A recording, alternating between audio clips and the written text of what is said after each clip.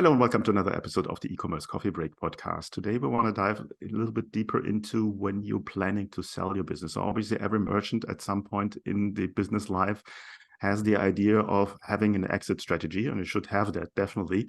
But how do you do it the right way? How can you grow your business and make it sellable? So with me on the show, I have Chris Shipferling. He is the managing partner of GW Partners and founding partner of Southco. Chris is a renowned figure in e-commerce and investment banking. As a managing partner of GW Partners and founding partner of Southco, he co-founded a 50 million e-commerce growth fund, bringing a wealth of experience and unique insights to the digital consumer product industry. Chris' expertise lies in guiding businesses to optimize their EBITDA/SDE, expanding their multiple, and improve their e-commerce operations, preparing them for a successful growth and lucrative exit into the market. So let's dive right into it. Hi, Chris. How are you today? Hey, doing good, Klaus. Thanks for having me on, man. I appreciate it. Great to have you on the show, Chris. Chris, tell me a little bit. E-commerce is growing, but the market is a little bit wobbly when you're trying to sell your business. There's a lot of things happening in the background. Give me a bit of an oversight or a bit of an idea what's happening right now. Yeah, I mean, look, you've got a market that's come off of a COVID push, a COVID tailwind. Through that period, you had a lot of dollars that were raised, capital that was raised to go and find, growing, burgeoning e-commerce businesses that they could blossom into something much greater and bigger. And it was in aggregation. So it was an aggregator type model, right? And you had a lot of those. Private equity was still kind of, dabbling their toes into kind of all e-commerce centric businesses.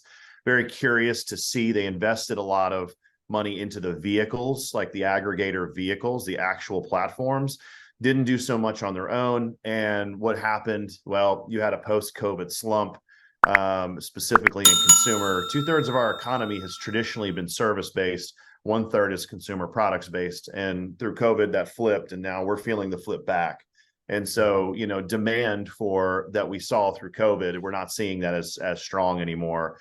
And so that for the e-commerce owners was causing a lot of, drifting down to the left and not curving up to the right anymore. And in the process, you had credit markets start to flip upside down, and a lot of acquisitions, specifically in this market, are done through debt, and debt was getting more and more expensive. You also had a lot of uncertainty in terms of the global economy.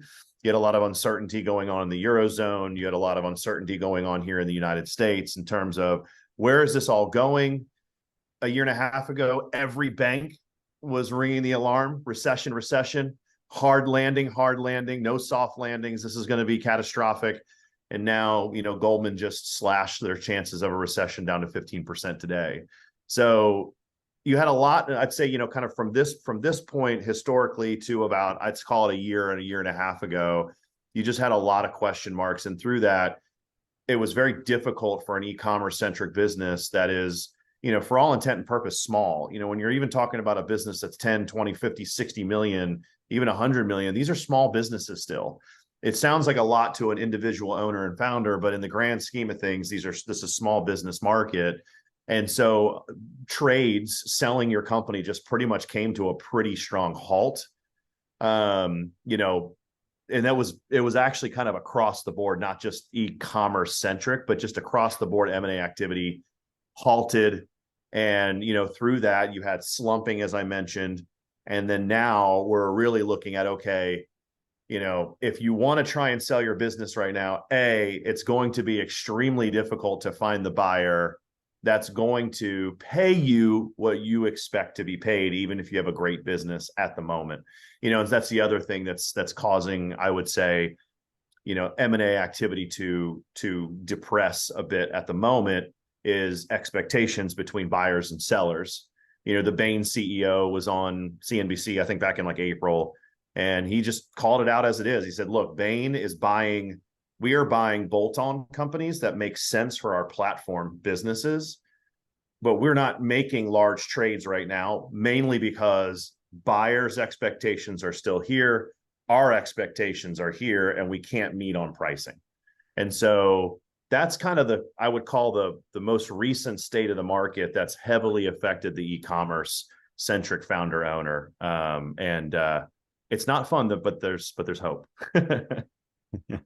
Yeah, it's a very interesting situation that we're in there. But I think there, as you said, there is hope. And I think selling a business obviously is a long-term game.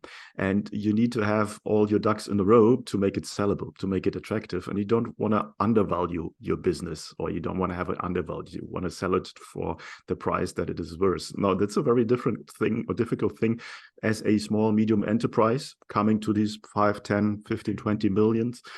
You have other things on your mind, and you don't know how the big guys who potentially might be interested in buying business, how they think.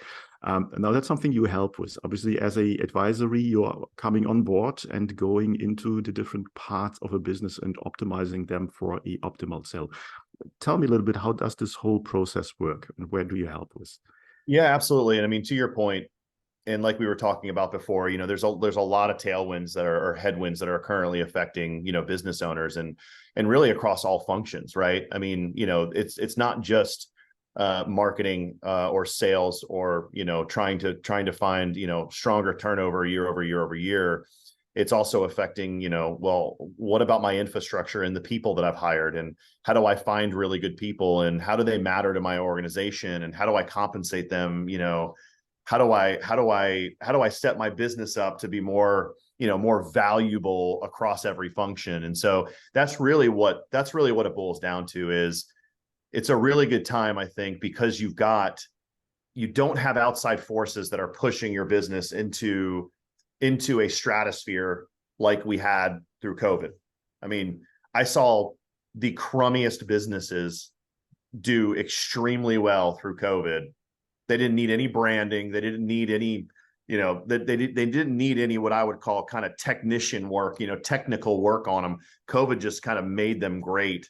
Well, we're past all that. And now you've got to get back to disciplines, conviction, and discipline and fundamentals of how to be a really great brand. And I'm making a distinction there. And so that's really, kind of what we do, both on the South Call side, which is our growth fund, and GW Partners. We get in there because, to your point, what are the buyers really thinking? Well, you'll have a lot of business brokers and advisors tell you it's really just two things. Well, it's about your SDE or your EBITDA and financials. And well, that's about it. That's kind of where they park themselves. Like, do you have really good net income? And it's like, yeah, that's so much, but that's not what they're buying. Like, so they're buying the future of the company. So it really is about pro forma and about the future. So what does that really mean, and what does that look like, and what do buyers actually care about? Well, through every function, buyers care about specific things about that function.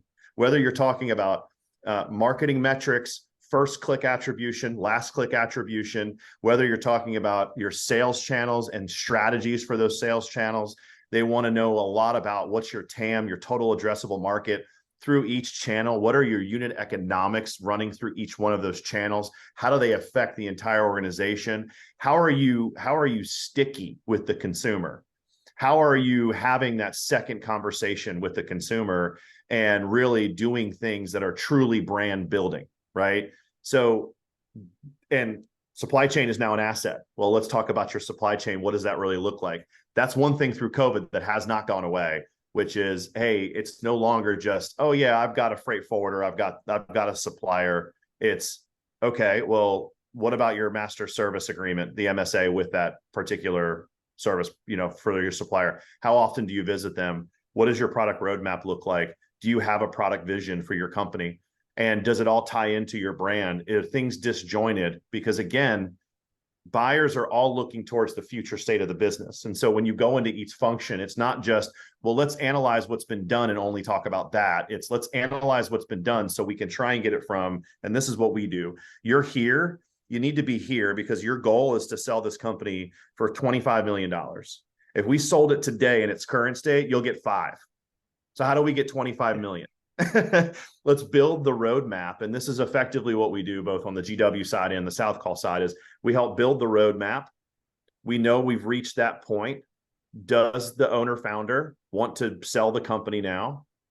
Yes, great. Then we run the process and we take it out to, it's a traditional middle market style process. We're taking it to corporate strategics. We're taking it to private equity. We're taking it to family offices, which have been a very big thing over the past, call it, decade. Wealthy individuals that kind of form a family office together. with specific mandates of what they want to buy. So yeah, that's kind of that's how we layer ourselves into how we help a business go from what I would consider like this point to that point, and there's so much in between. Mm-hmm. Now, if you want to grow a business or make a business sellable, obviously sometimes money is a factor. A lot of DTC businesses are sort of cash flow driven, and they don't have enough assets to really get to the next level. You help with that as well. How does that work? How do you bring money into the company to bring it to the next level?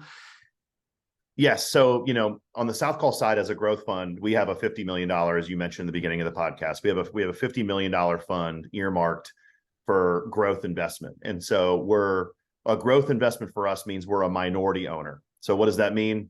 We own less than 50%, basically.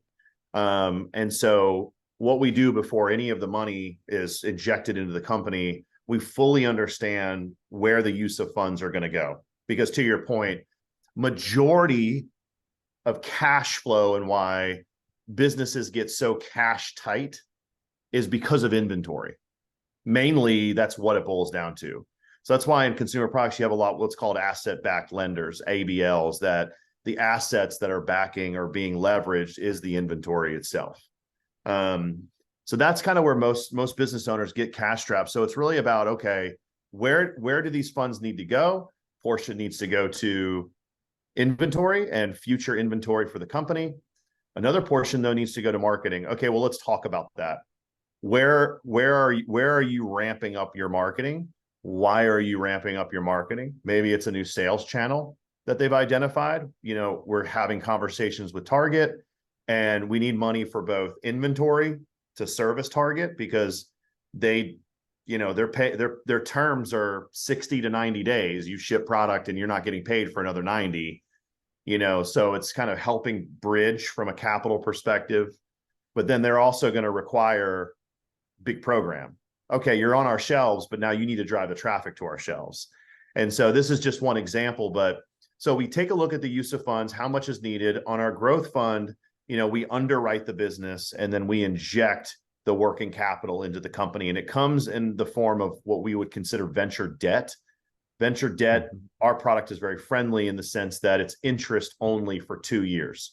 So our growth fund is really more or less an accelerator. We're looking to get in, do the optimization work that needs to be done to get the company from here to here, right? Point A to point C, D, E, F, one of the points. We're trying to then in 2 years' time get the company to market and sell the business, because at year 3, that working capital starts to amort and principal needs to be paid. But the idea is optimization work gets done, acceleration, we sell the business, and then of course, principal is paid back through the funds. But the idea here is, with us involved, your business would normally sell for $5 million. With us involved in everything that we're doing with this, and this is on the South Call side, it's very similar to GW, and I'll get into that in just a moment. We're going to sell for 25, right? That's a big jump. Like we're not looking to come in and say, oh, you could sell for 5. Let's try and get you to sell for 7 in 2 years or 10 in 2 years. We're trying to get it to where it's like, okay, you're at 5. Let's try and get you to like 15. Let's try and get you to 20. One of our investments, if we took them to market right now, they just became a portfolio company of ours 2 months ago, or less than 2 months ago.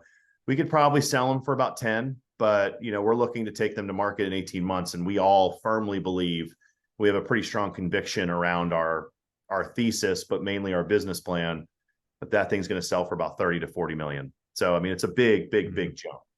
And then on the GW side, we have resources to introduce capital into the business if it's needed. We have a client right now that we're working with on the GW partner side that is currently self-funded and can stay self-funded up until about the budget hits a certain point, which we've outlined as far as the business plan goes. Once it hits that point, it's going to need a new tranche of funds to take it from this point now to this point. And that's where we will, the way that typically works, it just depends on the type of money that's needed. In this particular case, we'll actually go run a process like we would selling the business to find investors to take a minority ownership of the company.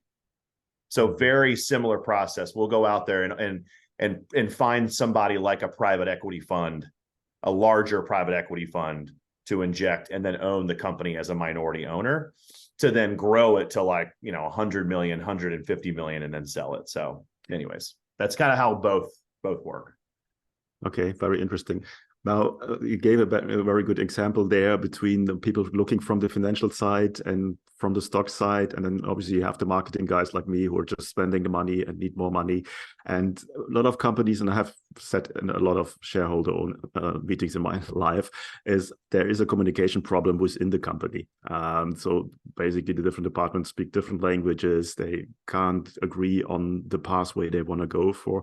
How does the cooperation with you guys look like? So who comes in, who does speak with you? And I think what you basically bring to the table is you're asking the uncomfortable questions. And so how does that look like?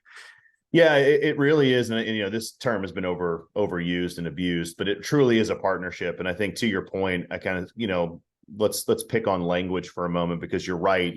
Typically when you get operations in the room with marketing, in the room with finance, finance is speaking German, of course.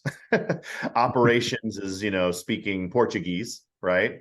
And sales and marketing is speaking Spanish. And I think the benefit of us is we speak all three languages very well. So we know how to tie the company into a common goal. We're going to sell this business and we're going to sell it for X. That's the point B. We're at point A all together, but here's how all the functions need to look. And here's how they need to, I'll use a term, synthesize or harmonize with one another. But here's what we're looking at. It's the business plan. So we need to all start working towards the common goal. But before that, you nailed it. Let's ask some uncomfortable questions. We got 2 years. Let's just assume the business plan is 2 years. In year one, are we going to burn cash in order to gain growth because this particular company has very strong LTV? Mm-hmm. And that's, again, we're looking at the same, I love analogies. We're looking at the same hymnal together, right? And that hymnal is data. It's all the data and all the metrics of the company. No one's flying blind anymore. We're all looking at the right BI tool with the right attribution tool. And we're seeing, okay, the TCAC is this, LTV is this. And now let's have a discussion about how we want to now run the business for the next 2 years to get to point B. And so that's how we work in partnership, because we don't come in as, and I've seen this before too, just like you have, Klaus, where in those shareholder meetings, you've got the money guys kind of coming in like jerks, to be blunt, and kind of, sometimes, not all the times, but they can get a little jerky in the sense of, I'm the smartest guy in the room and I'm much smarter than the marketing guy because I'm the finance guy. And we do not have that type of hubris or pride when we enter into a partnership with anyone, whether it's on South Call or GW. And we do it in a very graceful way, because most of the time, marketers tend to just be very passionate about what they believe because they've seen the results, but they may not have the right data to have the appropriate conversation. You might think Pinterest is our #1 revenue generator. But what I have found is that it's actually losing money because the CAC is the same as the AOV. So I'm not going to be a jerk about it. I just want to show you the data. So as a marketer, do you think we could do either A, something different to get the CAC lower and AOV a little bit higher, or maybe keep AOV the same? Is there any LTV that we can try and squeeze out of a Pinterest customer? And you have a discussion around those points, right? So you don't come into it as a jerk to the marketing guy. It's more like, hey, look, I just want to show you the data. I'm not going to just show you the data. Let's have a really good discussion on what we can do with this. We just had this happen. That's why I'm giving the Pinterest conversation, because we just had this happen. And the business owner who loved Pinterest looked at this and said, no, you guys are right. That's, the data says what it says. So let's reallocate all those dollars towards Google Ads, because Google Ads is actually producing, a 4 times MER for the company. So hopefully that kind of explains how we like to work and think, et cetera. No, I think that was a very good example and easy to understand that you come in as a partner. Sometimes that might be the right questions that help. And a lot of business, they don't see the forest because of the trees. So it definitely helps to have some third party coming in and helping you with getting some clarity there. Now, in the regards of timeline, you said it takes about, or usually about 2 years. What kind of homework does a business have to do before they get in contact with you? Not much. They can get in contact with us and then we can tell them what the homework looks like. That's the good news. If they want to reach out and they want to, just have a good conversation, we're very, and I hope you heard it in my tone even today, we're very altruistic in the way that we like to approach conversations with founder. We have a passion for founder owners. We're founder owners. We don't use that in our marketing, but we have a passion though for founder owners and having discussions with them about their business. And I'll talk to almost anybody. And then usually through that conversation, it becomes clear, hey, this probably would be a good fit for either GW. This would be a good fit for South Call. But I almost tell every single person I get on a call with, by the end of this call, there will be something that benefits you potentially through an introduction that I could help make for you, to a resource, one of our resources that are just, you have a weakness, you have a need for the company, and we potentially have a really good resource to make a good introduction to help you. So yeah, no homework needed, man. That's the good news. Just come as you are and let's just have a good chat. Okay. Are there any specific industries or niches that would make your perfect customer? Yeah, I mean, look, my background is I actually came from consumer products. As you mentioned before, you grew up around Cologne. I used to go there all the time for a trade show. It's a big baby trade show at the Messe, right? Did I say that word right? Right, And yeah. so I worked in baby products. It tends to come a little bit more natural in terms for me, but I'd say our firm, we do a lot of work in beauty. We love beauty products. We love baby products. We worked with some toy companies before. We love home decor, home goods. Pet is another one that we've dabbled in. We haven't really done a whole lot in just yet, but pet, ironically enough, is very close to baby products. I know that sounds weird, but kind of a bit of the same similar mindset, owner mindset. My pet is my kid. But we're fairly agnostic. I think the way to probably maybe rephrase it or re-answer it is, not a big fan of supplements, not a huge fan of clothing, but we will do clothing there's a lot of folks out there that are just totally, no, I don't want to touch clothing brands because it's so trend heavy. It's brand heavy, but it's really trend heavy. But we will work with clothing brands. So hopefully supplements is kind of the only one. That and furniture is tough. Furniture is really tough. So those are really the only two but anybody listening who has a supplements business and a furniture business, we will absolutely chat with you, just because, again, it's the whole resource discussion. Okay, makes sense. How do you earn money? So what's your pricing structure? How does that work?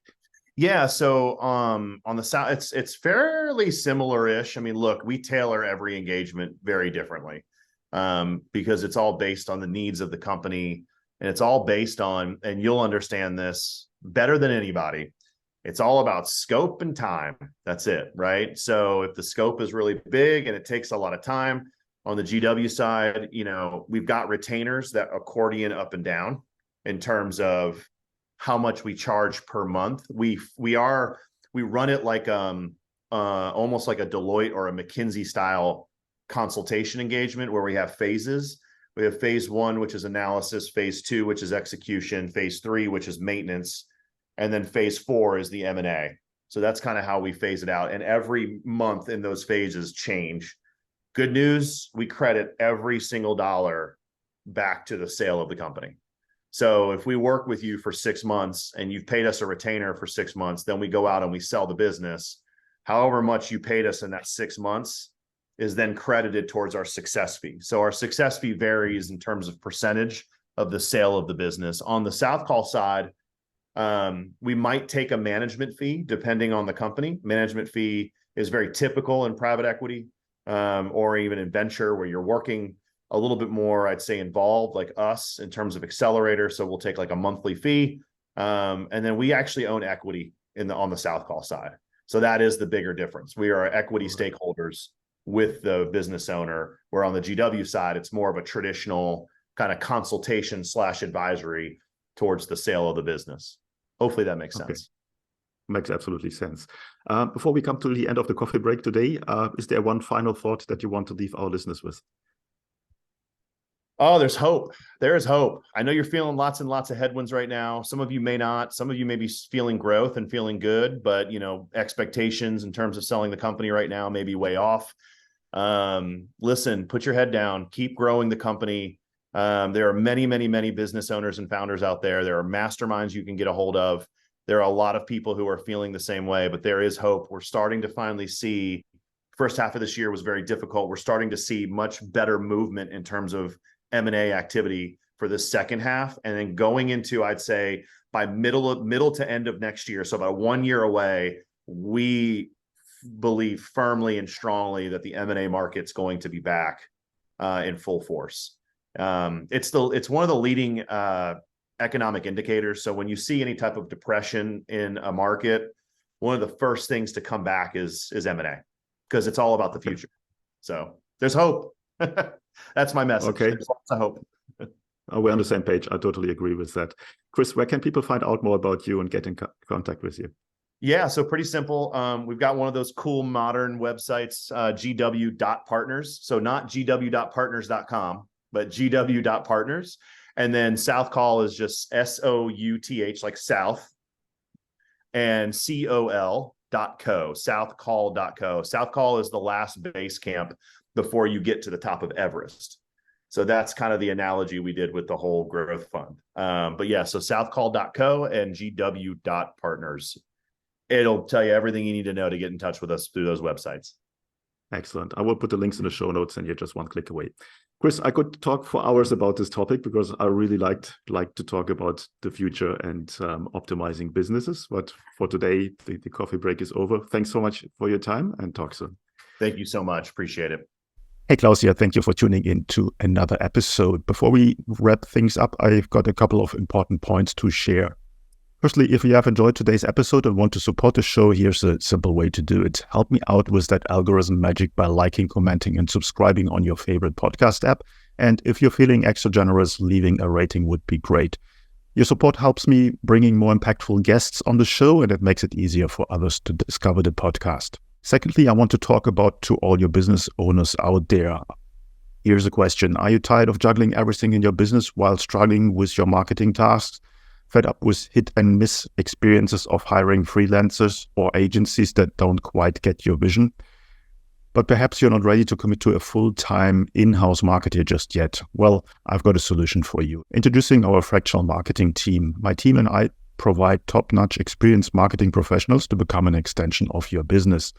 Not only will they save you up to 50% on cost compared to traditional hires, but they also take care of all this time-consuming, repetitive and complex marketing tasks that have been holding you back. And this way, you can concentrate on what truly matters, the core of your business. To learn more about how we can help you to scale up your online sales with a fractional team member, head over to our website, smart-ecommerce-marketing.com, or reach out to me directly and I'll get you the details. You will find the links in the show notes. Thanks for being a part of our podcast community, and remember, your support means the world to me. Until next time, see you then.